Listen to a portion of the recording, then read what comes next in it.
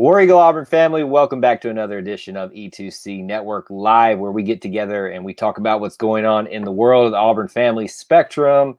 Everything here is pretty sports heavy, but if it's orange and blue, it's what we do here on this network. On tonight's live stream, as every Wednesday live stream, it's open-ended. Anything Auburn is fair game to discuss. So we want to hear from you in the chat. And even if you're watching this on the replay, we want to hear what you think about the topics that we're talking about or ask questions, and we'll get back to you on those as soon as we can. But we do appreciate whether you watch this live or on the replay being here. Some of the things you can do to help us out are you can smash that like button. It does help other Auburn fans find us and potentially be part of the live chat, but also to find us later on down the road as well. As you're coming in, and I see a couple people already doing so, make sure you obviously hit the like button, but if you'll hit a War Eagle, War Dustbuster, as Neil has already done, it's never going to go away at this point. And post where you are watching from, city, state, international, all that good stuff. And as usual, at the beginning of every show, we want to remind you of a couple things, how you can help support our content. I don't have the cue card available for you, but if you do want to access some of those things, there is something pinned at the very top of the chat window, which is the Booster Club. If you're interested in joining that for as little as $1 a month, you get some pretty cool perks with that as well. And there's some links in the description. Speaking of links, there's also a link of a guy that I'm going to have on this show again, back by popular demand. I don't know if I can really say that, but back in some way, Mr. Clint Richardson. Man, you are... I don't know if you're worse at segues or intros. Both. When you're managing a headache, the one that I have tonight, whatever comes out is what comes out at this point. Neil, so is the Dustbuster joke still alive? Like, is that a weekly thing now? Because that's amazing. Clint, I'm glad it's still a thing. Every Wednesday night since you were here, that's all that's been talked about. I think we spent 10 minutes talking about the War Dustbuster thing. It's the bad joke that will not go away.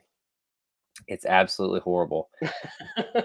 Here's the good thing. Neil and I are in the same region here in East Cobb. We are called East Cobb Snobs.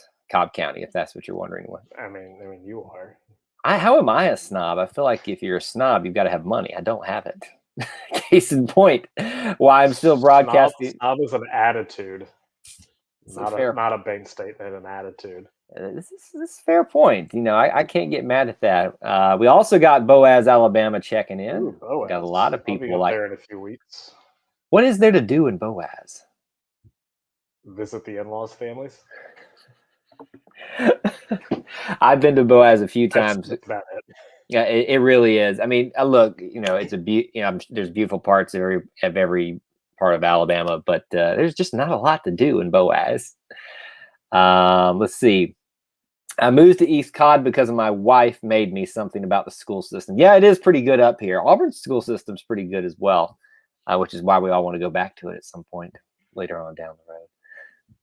And Robert says not a lot to do in Boaz. All right, so here's what we're going to admit it, Robert. I know, right?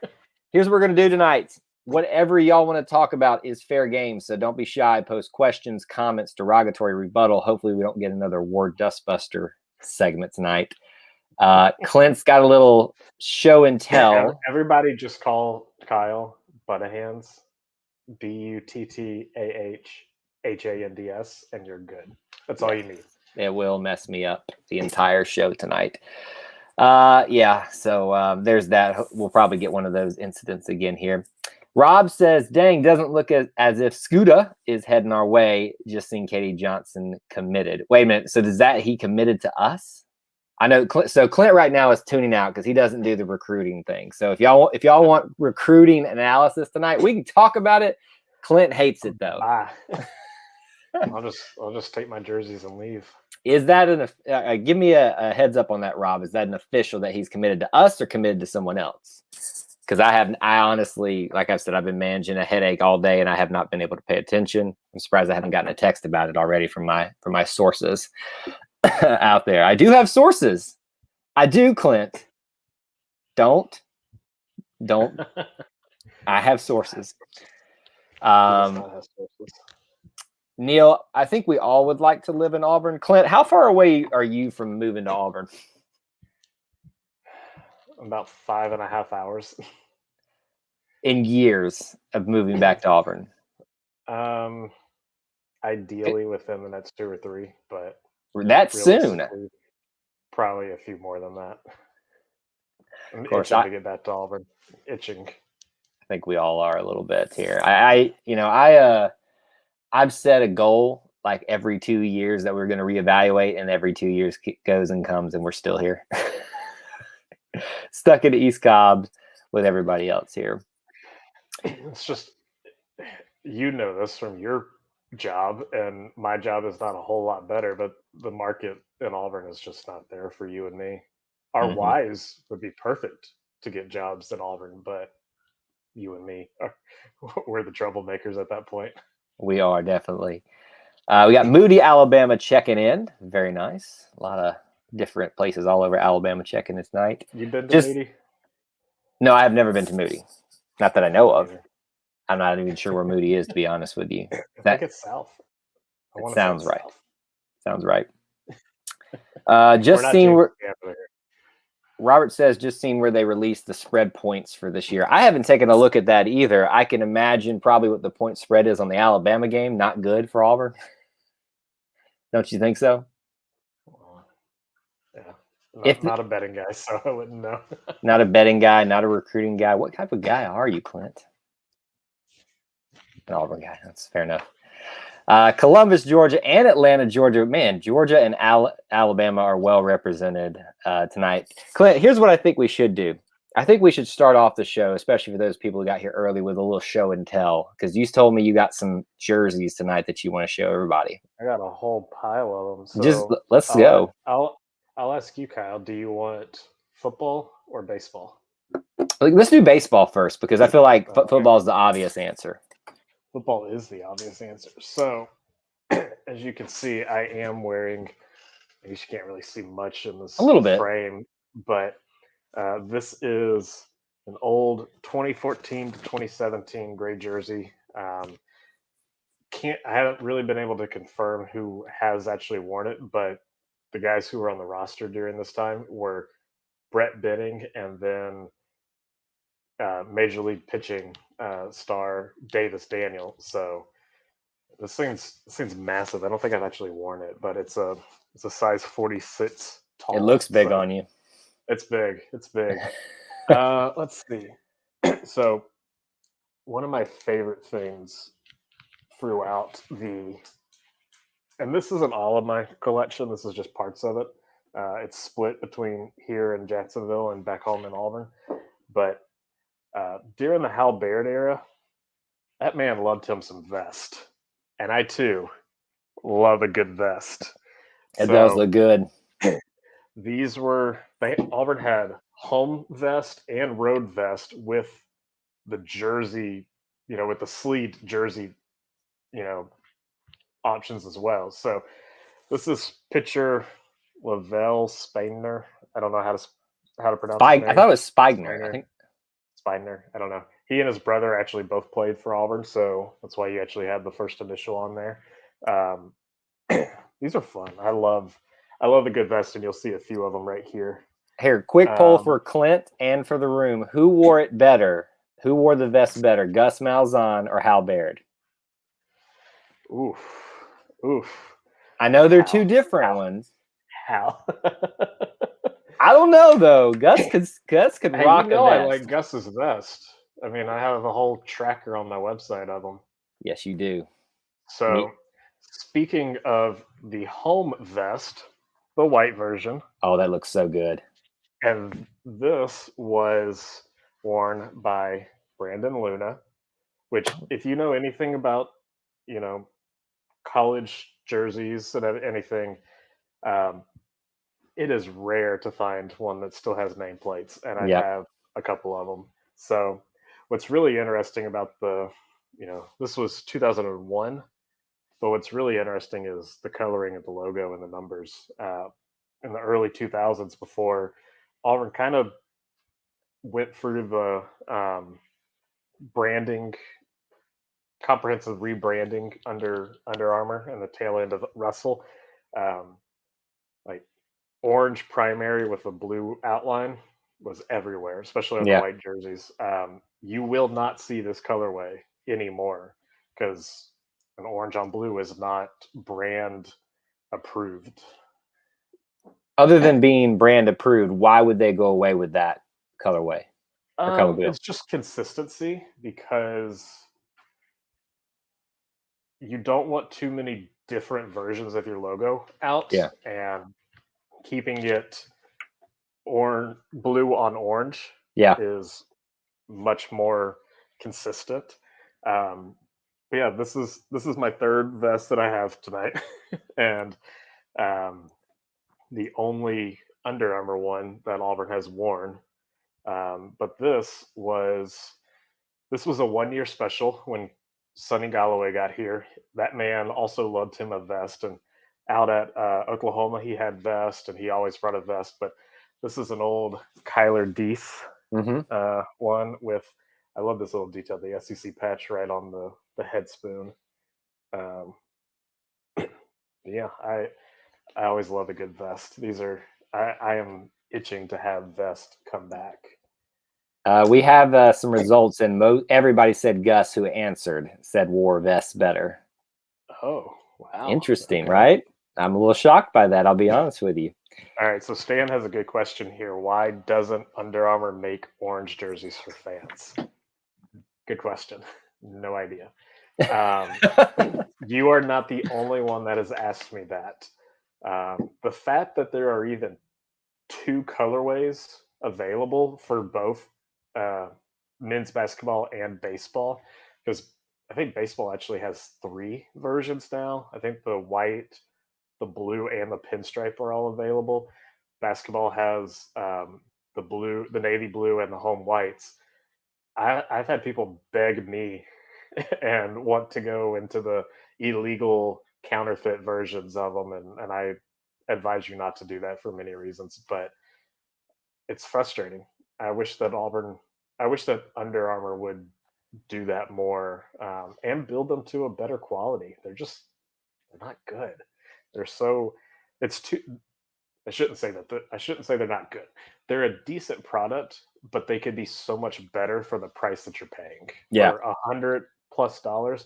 I mean, it was only a couple of years ago that the football jerseys had the upgradable version for, I think the base model was 100, and for 120 you could get stitched on numbers, which screen printing has been dead for 20 years in athletic uniforms. Like, stop using them. Like, you should. It's just bad. Don't use screen printing. If you had the option, buy stitched on numbers and stitched on jerseys, and they will last you so much longer, and they will be much better usage of your money. Yeah, I can definitely say my jersey that I've got. I should have wore that, just my Cam Newton jersey with you tonight. We could have matched a little bit. But it's screen printed. At least I think it is. Yeah, and it's if I wore it more, it would already start deteriorating. Like, I can already tell. Like, the few times I only wash it unless I have to. It's okay to wash it, but don't ever put it in the dryer. I never Always hang dry. Never. And yeah, you'll get a lot of. I have another story for screen printed jerseys. That's not here now. All right, so the penultimate baseball jersey that I have is also a 1-day special. This was from 2016. It's like a normal home jersey, right? Except it's the one with the terrible striping. That is awful. And so the jerseys weren't bad until you get to the sleeves. So this was the reason that I actually grabbed this one. Is I loved Cole Lipscomb. I know his dad, but it actually had the SEC grad patch. And if you'd follow me online, you know I love this thing. But I think the jerseys were sizable. Let's see if I can show these stripes a little better.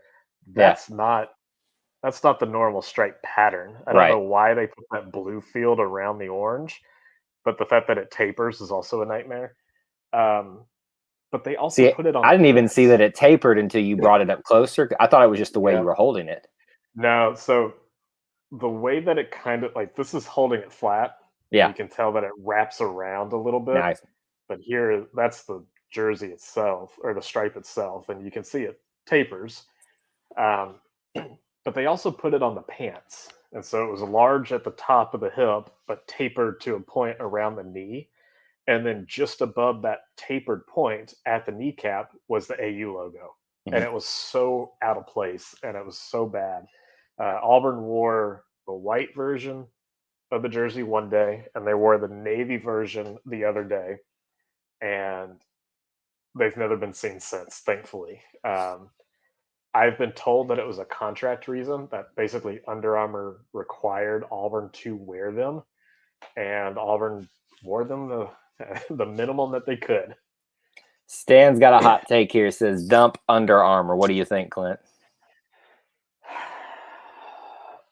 You've opened up a can of worms. I hope to have an article out this summer that discusses the pros and cons of each uniform provider and why Under Armour is in such hot water right now. It's a touchy subject just because it's all legal and financial, and it's a little bit above my head. Um, I think that Under Armour is a good product. So I'm an Under Armour fanboy. I like Under Armour. I also like Nike. I think quality might be a little bit better with Nike. Um, Adidas is, I don't know enough about Adidas apparel to have an opinion on that, but their uniform wise, it's there is a long fall off between Under Armour and Nike's uniform quality to Adidas, and they've gotten better. They still have a long ways to come, but um, yeah. What do you think about the Jordan branding? Because like Florida does that. So, and that's what I really wanted to hit on in this article. Jordan, everybody wants to move to Jordan, and rightfully so, but Jordan is Nike, and the Jordan brand has been very picky about the teams that they utilize and put their logo on. They've really only done one team per conference. So Florida already has the SEC taken care of, but they also do it with schools that have, um, a connection to the Jordan brand. So, Joakim Noah kind of has a little bit of a connection. Billy Donovan used to have a connection. Um, Florida is just it feels like a Jordan brand. I know Harbaugh has a little bit of the connection with Michigan, and they were the first. UCLA has now jumped over to it. They'll be the first and only Pac-12 team to use the Jumpman logo. Um, I I don't think Auburn fits the mold of a Jordan school. Um, if there was anybody else in the conference who would get that before Auburn, it would probably be Alabama. But I think that they're really trying to use that branding as a premier exclusive right. So I don't think you're going to see 20 teams wearing Jordan next year. We might not see 20 teams in 20 years wearing the Jordan logo. Right. But that one is all for brand recognition because a lot of people don't realize that it is the exact same product as the Nike schools, just with the logo swapped out. Right. I figured it had something, some type of connection there because, that's where it all evolved out of. But right. It's just weird to me to see Air Jordan, that logo, on a football jersey. Yeah, and that's another, gripe that a lot of people have, that it's a basketball uniform on a football jersey or on a baseball jersey. And I get it, but the Jordan brand is 30 years old at this point. It's not older. And it's not a basketball player logo anymore. It's a fashion icon logo. And I think we've evolved and moved past the design of a logo, and it means a lot more than just a really athletic guy dunking a basketball. So it's an interesting topic. Right. It's an icon. It's a sports icon more than just an icon for basketball or something like that. You see Jordan, you see sports in general typically, even though it is strictly a basketball thing. Casey, who is the master of hyperbole here on these live streams, Clint, says we want Nike to be like Oregon. Would you like to be like Oregon and have all those flashy colors and flashy designs? No, and even if so, that's another myth that gets brought in is Under Armour has been pushing Auburn to go to alternates. It's not true. Nike would force Auburn to go to alternates. It's not true. The school always has final say over what is worn on the field. Um, so, I the baseball jersey is a little bit different, but football is king in every school. It's the moneymaker, and it's just not going to happen. Auburn will not change uniforms until the older crowd is gone. I hate to say it that way, but the board of trustees is a lot of older people who are very traditional. Right.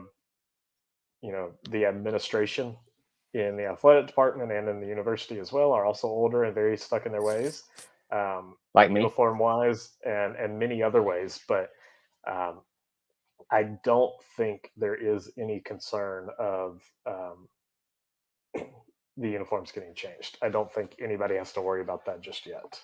So if you had to pinpoint like a time frame on when it might, and I know you said the generation has to go by, so that may give you a hint. Like, just give me a number when you might see something like that start being discussed on a legitimate standpoint. I think within the next 5 to 10 years, you will see Auburn break out one alternate. And I mean that as it could be a blue helmet, it could be blue pants, it could be a throwback jersey, a throwback helmet, more so, not so much in the lines of this, but a legitimate throwback helmet. Yeah. Blue helmet, a 50s, a 60s helmet, anything like that. I think we will probably see something like that. And I'm a proponent for that because I think that's your history. Let's use it. Let's teach people about Auburn history. But I think it'll only be for one game. It might be one game a year, but it will not be a permanent transition. Auburn is not going to dump the Northwestern helmet, the Northwestern striped helmet, jersey, and pants anytime soon. It's not happening. Now, I'm a traditionalist.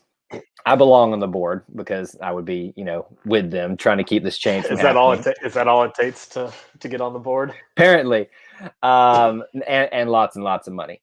I will say this: alternate jerseys, helmets, socks, stirrups, whatever. If it's history based and it's like a one-time thing, maximum per season, I can get on board with that. Right. And I think so. I did an article a couple of years ago that was entitled "Building an Alternate Auburn Uniform," and the idea for it was that let's use homecoming or a cupcake game where it's usually just the Auburn family in town. It's not going to be a nationally televised game. And let's use that to make small changes. So, year one, let's put the orange face mask on. A few people will notice. Year two, let's put the drop shadow back on and combine them. And year three, we'll put the orange jersey back on. Mm-hmm. And slowly and surely, we're adding one piece ish to the helmet, to the uniform, and we start building, a time capsule of a uniform design. And I think it was within like 10 years, we would have hit every single uniform, or we would have hit many of the major uniform designs dating back to 1928, 1913 in 10 years. So, and you can recycle them you can recycle the new jersey every other year and get your money's worth out of it. So you don't have people clamoring that Auburn's dumping too much money into a one-off jersey and it's never to be seen again. Like, there are ways that you can do it financially smart, logistically smart, and still build a good product. You're making me itch with these little gradual changes. Now that I know that's your playbook, I'm going to try to keep you from being on any committees or anything like that. Let me take this opportunity, though. There's a lot of people already assembled here. Great crowd here. If you haven't, please do smash that like button. Another thing, too, if you guys haven't, you need to visit auburnuniforms.com, Clint's website for the Auburn Uniform Database. And I've got that in the description for this video if you need a link just to click and go. But it's auburnuniforms.com if you want to go there and check out some of his stuff. And also, you can follow him on social media. And we'll share all that again. But while we're here kind of in the middle of our discussion, I want to make sure we kind of throw that out there to everybody who hasn't checked out his stuff yet. What do you think about all black for the Iron Bowl? Nope. Nope. If it was in our color palette, maybe, but it's not. Well, I've had people. So again, every summer I have a series of incredibly crazy concept uniforms, and they're hilarious. And they're done hilariously and bad for a reason, to prove that Auburn has a great uniform scheme, and we don't really need to make changes to kind of quiet all the vocal minority that wants them. I've had people ask for all black, and when you put all black plus a dark navy side by side, there is no difference. Mm-hmm. So skip the black. Let's just go navy. Let's at least keep it in the color scheme. Yeah. Yep, I agree with Neil. Absolutely. Yes, it is amazing. I asked you, I think one time, I forget what episode it was, we did, and I forget what our topic was, but we talked about why the color palette is so good. There's something just about orange and navy. It's color theory. It is scientific and mathematic that, if you take a color wheel and you pinpoint blue, any shade of blue, the opposite side of the color wheel will be orange, and it's called complementary, and they literally complement each other visually, scientifically, mentally, and that's why it's such a good looking scheme, and that's why a lot of teams use it. Yeah, paint the grass all orange. That's two comments that we've had. We're not killing the grass. Your brother, who just graduated with that ag degree, and isn't he now working for the Royals? Isn't that what he is? Yeah, my brother was with the Auburn grounds crew for 3 years and worked on football and baseball, among others. And man, the stories you hear about how much paint kills grass, people want to see Auburn paint the end zones instead of it just being the blue and orange word mark on green grass. But orange, again, color theory, orange kills grass because it just reflects all the light.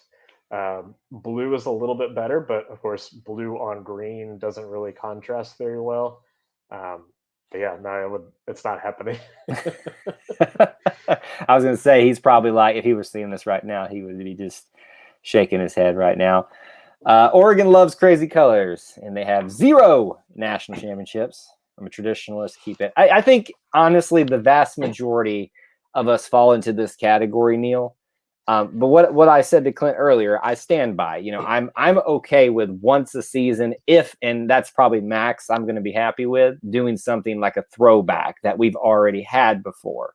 But I do think that we found, just this sweet spot that we don't need to depart too far from. But what Clint has proposed is not, some drastic changes.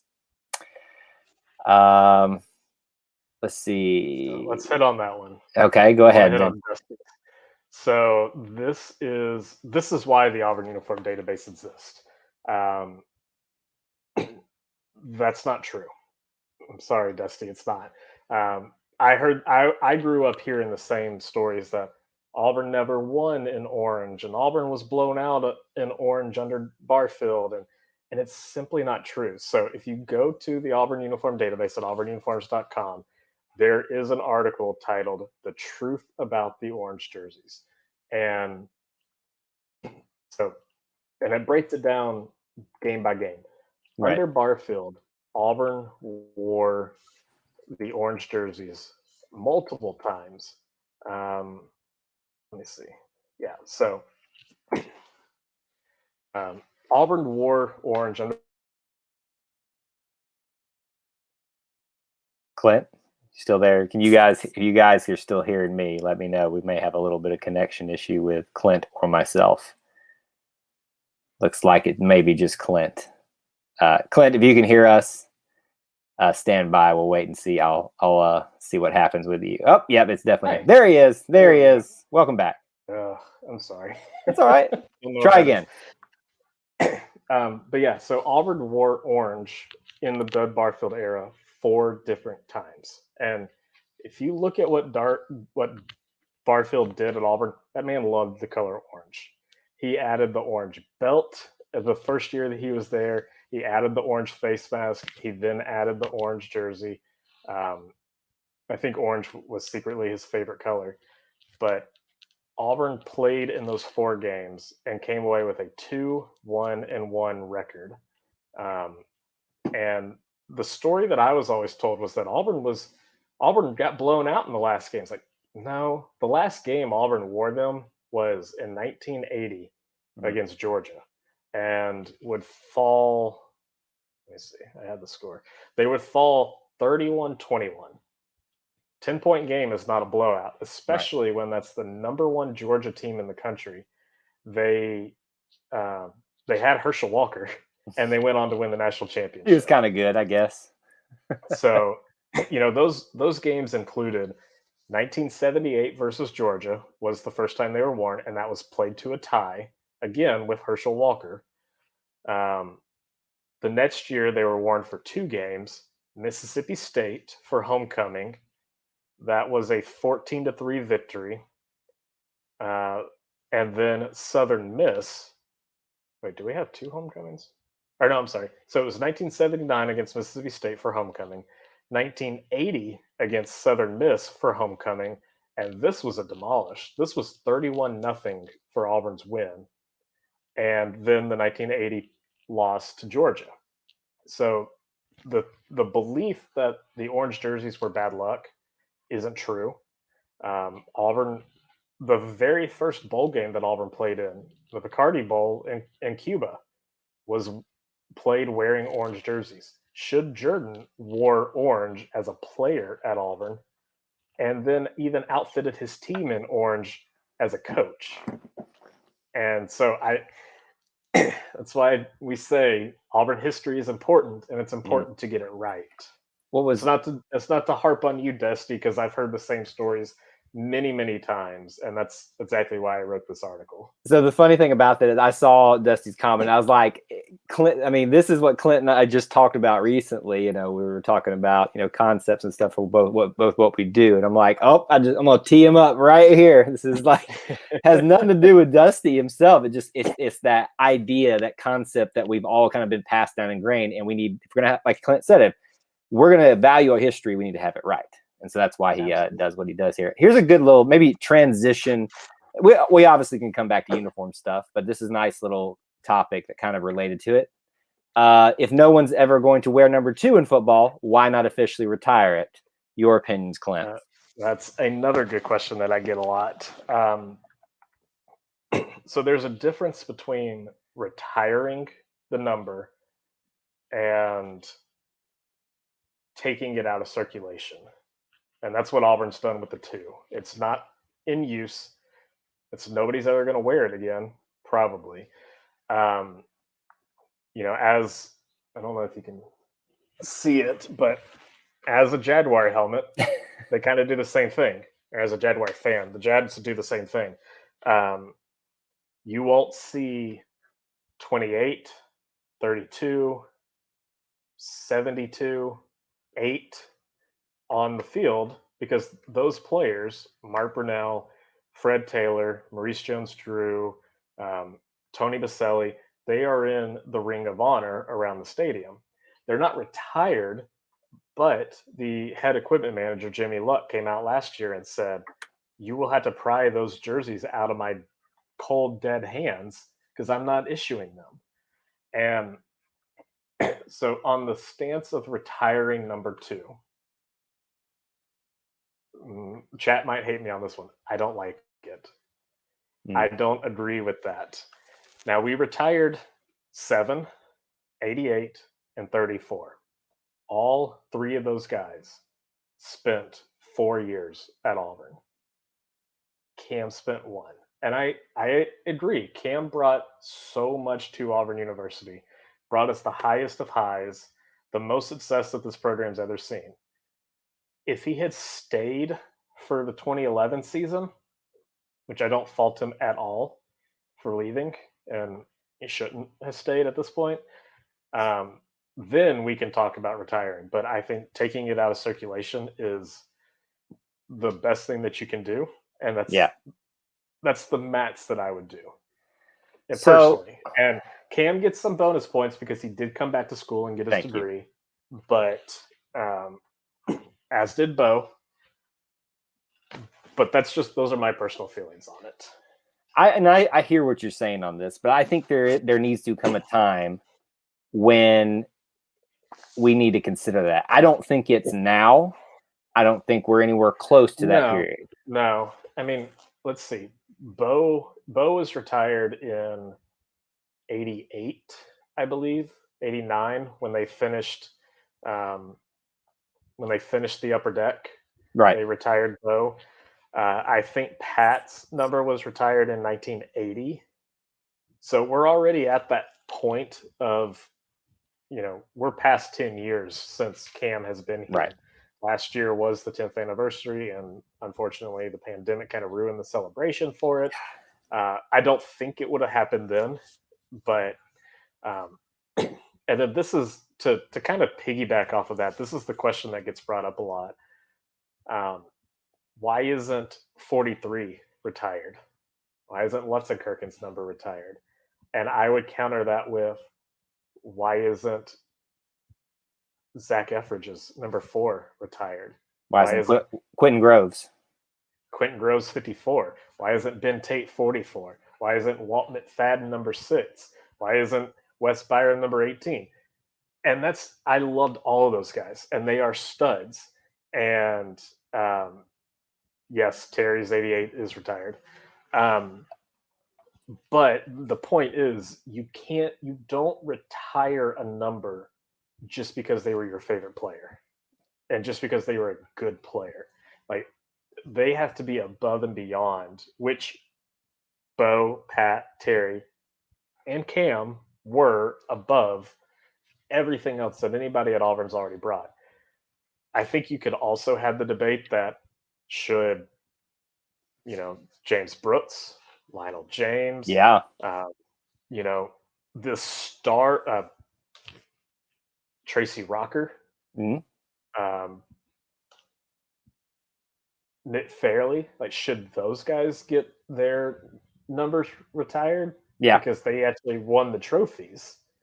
I don't know. I think people are very quick to want to retire a number, and I think that it's really smart to kind of be slower on it and wait. And I like what you talked about with the Jaguars, though. I just wonder. Okay, so like you said, everybody's quick to want to retire Cam, and I agree with that. And I think I'm on the side of there's an argument to me that Cam's number should be retired, and I think I personally believe it should and will be at some point down the road. But I wonder if they may. I want to clarify real quick. I'm not against retiring. Right. I just don't like if Auburn came out tomorrow and said the number 2 is retired, I'd be for it. I'm not against that. You'd be writing an article all about it. Absolutely. The article would be out tomorrow as well.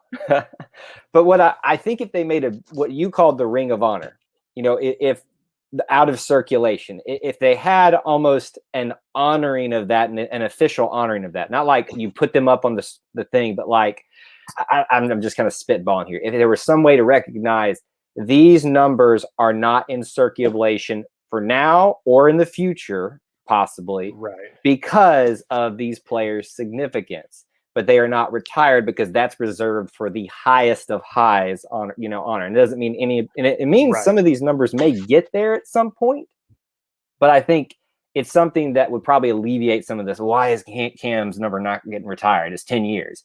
I think if you do something like that. Bama? What is he saying? That's what you want, Bama? Bama wants the orange drop shadow. I got you the orange drop shadow, bro. Right there. Clint does have some more show and tell stuff. Let's catch up on some chat real quick. No, let's keep going with this. I like this topic. I was going to throw out, so Michigan used to do this. They since stopped. I think North Carolina State still does it, but they have retired numbers still in circulation. And the way that they kind of remedy that is the player wears a patch commemorating the player. So I think Russell Wilson's 16 at NC State was retired. So the guy who still wears 16 learns about Russell Wilson. He has to basically embody what Russell Wilson did. They're not just going to give it to the scrub. Yeah, you have to earn that number, but then he will wear a patch that has 16 Russell Wilson with his years. Michigan did the same thing. I think they had like a picture of the player. I think like Desmond Howard, I think might have been on the patch. But when you're a team like Michigan or the Yankees, like the Yankees, this topic gets brought up every year. The Yankees have more retired numbers than anybody else in the world. And when I think Dust or Spooky might have said this earlier, when you start retiring jerseys, you have to add weird symbols. You have to go to triple digits. And the Yankees are close. They're not super close, but they're closer than anybody else. And, I don't think anybody wants to see a triple digit football number again. Nobody wants to see a triple digit baseball number again. The Yankees have a great wall out in center field that have all the have every number that they've retired. The Yankees actually have a really interesting method to how they retire numbers. It's when a player dies. So if any common Yankee dies, they'll just wear a black armband. But if the Hall of Famers die, they will put a black number on their jersey. And I think that's always been interesting that they have a program for how they honor these guys when they pass. Yeah, I think there's definitely some room for growth in how we honor numbers and players and something like that. I kind of like what you talked about with the NC State thing, especially if you were to do that with the non-circulation numbers. I think that's a good way to do that. And I do think there should be some numbers that they're never touched, but you can't, they said it earlier, you can't do it that often or else we're not going to have any numbers to go with. There are some other examples like Virginia Tech. They issue the number 25 each week to a player that has earned it. And that was Frank Beamer's number when he played at Virginia Tech. I think issuing it each week is a little much, but I also really like the idea of issuing it each year. You're going to have to help me with this one, Kyle. After Lutzenkirchen died and everybody wanted to retire 43, who was the tight end that came in after him? Was it Jaquel Mitchell? Wasn't that the one he coached? No, not Jaquel. It was Jalen or something. Jalen. Oh yes. Hold on, chat. Y'all can help us too because we're going to sit here and I can't think of his name. Yes, I know. Yeah, I just can't remember it. But he wore 43 after Lutz died, and I think that's a really interesting way to do it because he was really close to him, and you can deal with the infighting in the team personally, but I threw out the idea of issue 43 to a player who lived like Lutz, which was the hashtag when he passed. Let's do that. Whatever player who fits into that numbering system embodies the Lutzenkirchen spirit the most and is approved by the Lutzenkirchen family gets to wear 43. Yeah, I love it. I think it's a great idea. I actually live up here near where the Lutson Kirch. In fact, Lassiter High School, where I went to his memorial service, is 10 minutes from me. Street from you, right? Exactly. Jessica has actually seen Mike Lutson Kirch in the store one day. So I've meant for the many years that we've been up here to make a point to try to like reach out to him and say, hey, I'd love to interview you. It's just one of those things that keeps slipping your mind. And I know he's a busy dude, but I think that'd be a great idea in a way to honor him. Everybody's loving this topic, but James, let me just address this, James. I've said it before. Clint is not a recruiting guy. He is. Oh, blame it on me. Thanks. But how about this? You know, we'll talk more in depth about some recruiting stuff on some other live streams coming up. But Clint, what would it take for you to actually enjoy recruiting? Like, what would it like? What would I have to reward you with? I mean, I can just throw out a financial figure if that's what you want, but you don't pay me nearly as much as you should at this point. Can we pay you to do the Lutzy on camera right now? No. Nope, not happening. But everybody likes the Lutz idea. I think that's a great one. You know, so the thing with Lutz and Kirchen, he's in such a weird situation because right. It's and you had that issue as well. I don't mean to cut you off on that, but no, but you're right. I think we have seen in the last 5 to 10 years culturally, and I'm not going into cancel culture kind of stuff on this, but when people's dark history comes out and they had already been honored, you know, Michael Vick, I think, is such a good example for this. He was banished from the NFL. Nobody wanted to talk about him. Everybody wanted to wipe their hands of him when he was arrested and jailed. But then he was welcomed back, and the Falcons just retired his number 7 last year, 2 years ago. You know, you have to have those conversations. Do you want to retire? Do you want to honor a guy who unfortunately died, but died in a preventable accident, a stupid accident? And I think Mr. Lutzenkirchen would say the same thing. In fact, I think I've heard him voice something. Not, you know, he probably has the license to do it more eloquently than we obviously can. Absolutely. Yeah. I don't want to put words in his mouth, but absolutely. You know, I would be interested in somebody, and if you got the chance to interview him, I would be interested in asking him that question. I don't know if I'd have the guts to be honest with you. That's a tough. I mean, I guess the easy way is just say, do you think they should retire your son's number? I think humbly he's going to say no. You know, I don't know if he'd get into the reasons why of that, but you know, I think personally with the idea you proposed about, you know, the family gets to choose that. I think there's a reason that could work really well. Involving the family, I think that's it's a good thing. Clint's frozen just a little bit. He'll be back in just a second. It usually catches back up every once in a while. While that's catching up, Neil and I live up in the same area. The field is named after him. It's pretty cool to go up there and kind of see Lutzy Field up there. JD Davidson and Vandy, cornerback committed. Auburn football is picking up a lot of great commitments. Now, a lot of you know that I'm not a huge fan of the transfer portal. I don't know. Well, I know a lot of people that are, but I think Auburn football is in a position where they have to take that. And I know one of those is basketball, but I'm not a big fan of what I call Band-Aid. I think it puts the program in such a bad situation. There's Clint. Welcome back, sir. All right. How about this? Let's we got a few minutes left before we need to round it up. But let me get some more, like, you got some more jerseys, right, to show us? Yeah, I got just a few more to go. Real quick though, basketball. Where do you feel like we're at this going into this next year in terms of the way the team's going to look? Admittedly, I haven't kept up with it. I know that a lot of good players have transferred in and a lot have transferred out. I think we're going to be fine. I have faith in Bruce. You know, he hasn't failed us yet, has he? No, I don't think you can.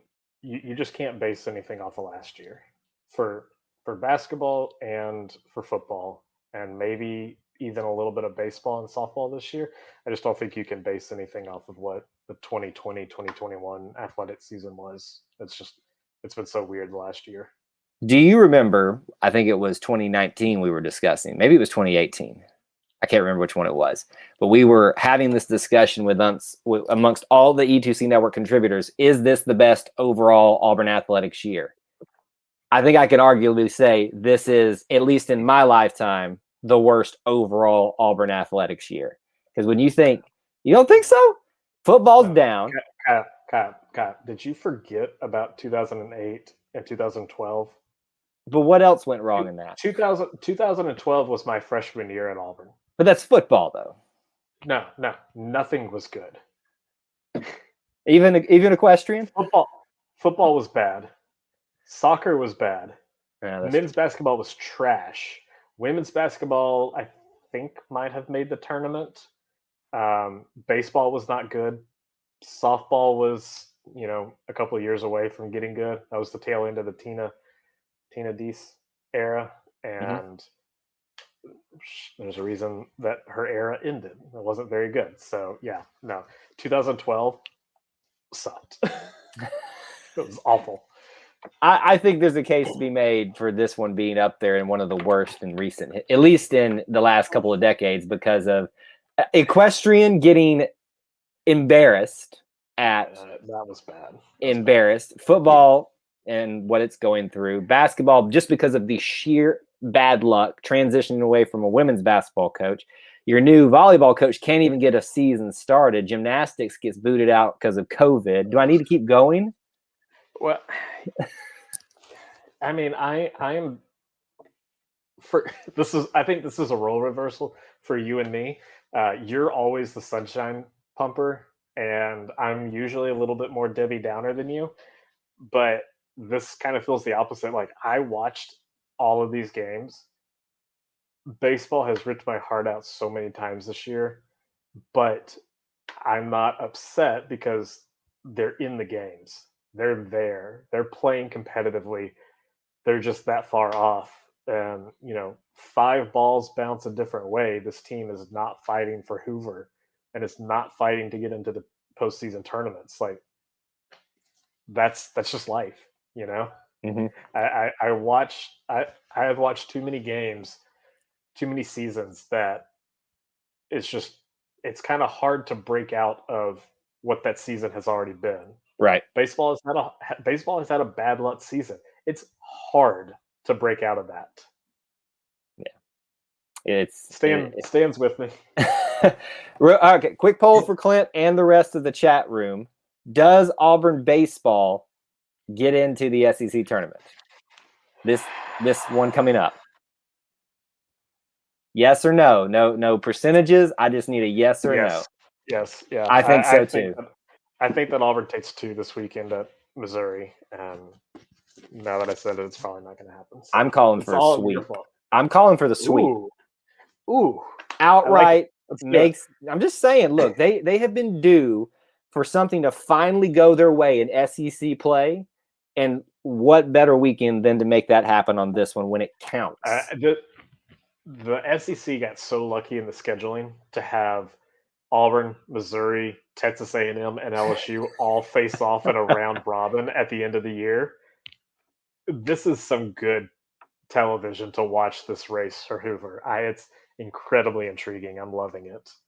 I wouldn't say that gymnastics looked embarrassing, but soccer got cheated. Yes, they did. Soccer absolutely got cheated. It was bad. And if you want to talk about cheating, Clemson softball got cheated this week with the softball tournament seating. Yep. That was bad. All right, let's do this real quick, and then Clint's got show and tell, and then we'll take last minute comments and questions. We don't have to rush off, but I know a lot of you like to go over to War Rapport, and I just want to make sure we get all this stuff in real quick. Again, if you want to help support this channel, easy way to do that. Check out the links in the description. There is one pin at the top, the Booster Club. For as little as $1 a month, you can get some cool perks. Speaking of which, one of those is you could be featured on Auburn Roots, which comes out this Friday, episode 30. You don't want to miss it. Wink, wink. You don't want to miss it. It's a good one. So that's coming out. But you also don't want to miss out on your opportunity to check out auburnuniforms.com, and Clint and all his stuff that he puts up there, as well as following him on social media. Clint, real quick, Twitter handles, all that stuff, just so people can find you. You can follow me on Twitter at ClintAU24. You can follow the Auburn Uniform Database on Facebook and Instagram at Auburn Uniforms. Check out auburnuniforms.com.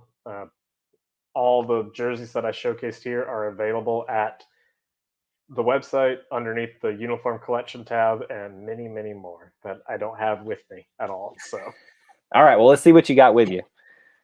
So this is honestly one of my favorite stories. So prior to the 2019 College World Series, I ran an article about the uniforms that Auburn wore in the previous trips to Omaha, and I went ahead and made the 1994, and I always pick players to be the model with their number and their name below it.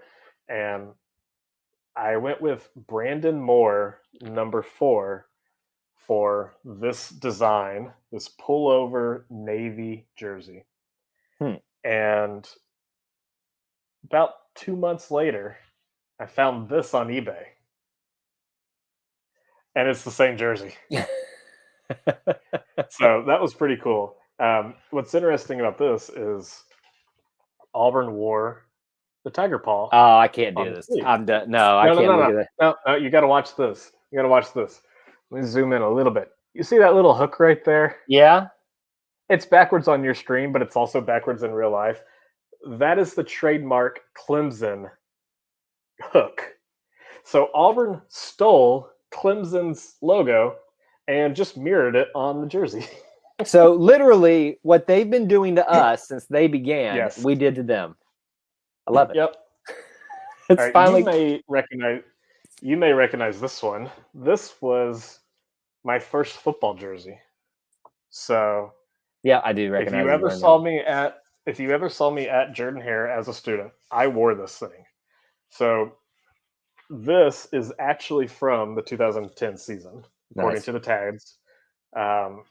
I went ahead and got it patched up with the new circle SEC logo. Right. So it's not accurate. I want to get that fixed. But I also have a few other projects that I want to work on. This is also from 2010. Nice. PCS patch. No numbers. So, it's a little bare in there. So that one's getting fixed. Probably not going to have some good memories with this one, but this is my newest edition. Oh man. Can you just like scratch out the Outback Bowl thing? No. I bought it because of the Outback Bowl. I know. But hurts my heart. Still has a nameplate. This is some random kicker. Some random kicker. Hey, look, kickers have feelings too, Clint. I was one of them.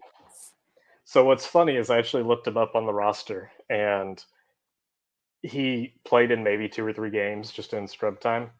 But his bio says, led Auburn to the hockey penalty shoot championship during halftime of the Tampa Bay Lightning game during the Outback Bowl.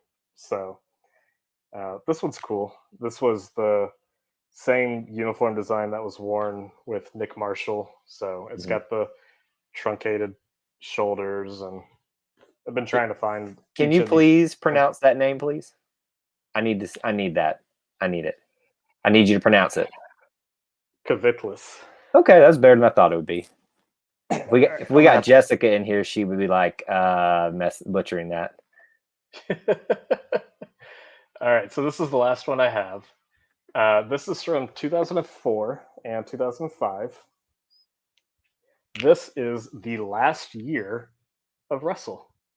I missed Russell. I do. This is a bid number 40. Does not have a nameplate on it, unfortunately. It doesn't even have a tag on it, but it is long. It is a dress. It's a big boy. But this is that what you go to sleep in at night, Clint? No. I don't even recognize this name. Kevin Sears wore that number 40. Yeah, Kevin Sears, brother of Colin Sears, right? I think brother or somehow related. Defensive player. Kevin Sears. No, he was a linebacker. Yes, because he was with let me make sure I have this correct. Hold on, I'm going back in my head because it was Travis at one point, Travis Williams, Ontarius Williams, and Kevin Sears for one season. And I remember they, for like the longest time, were my favorite linebacking core until Deshaun Davis, who's now like in my top 5. Like, right. Yeah. And then I'm so Daryl Williams. Daryl Williams was in that group too. I'm blanking on the other one. Oh, Trey Williams. Come on. Trey Williams. That was. How'd you forget Trey? I know. How does Trey get forgotten in all this stuff? I'm ashamed. Well, I said that was. Well, he said that was his last one, but he's froze up again. So we'll let him unfreeze here so we can get his final thing tonight. By the way, for those of you that have been here tonight, I really appreciate it. I know sometimes we don't get to all the topics that you all want to do, but we are very appreciative of you guys being patient tonight and having a little fun with us talking about some of the stuff that's near to Clint's heart, because I love talking about it. All right, you're back. We're here? Okay. Yeah, you're back. Yeah, so what I was saying is, I know I said that was the last one, but we didn't get a chance to talk about this one too much. So this is, again, another pretty big one. But I loved finding this one online. I missed out on a blue one, and I would have loved to have had that.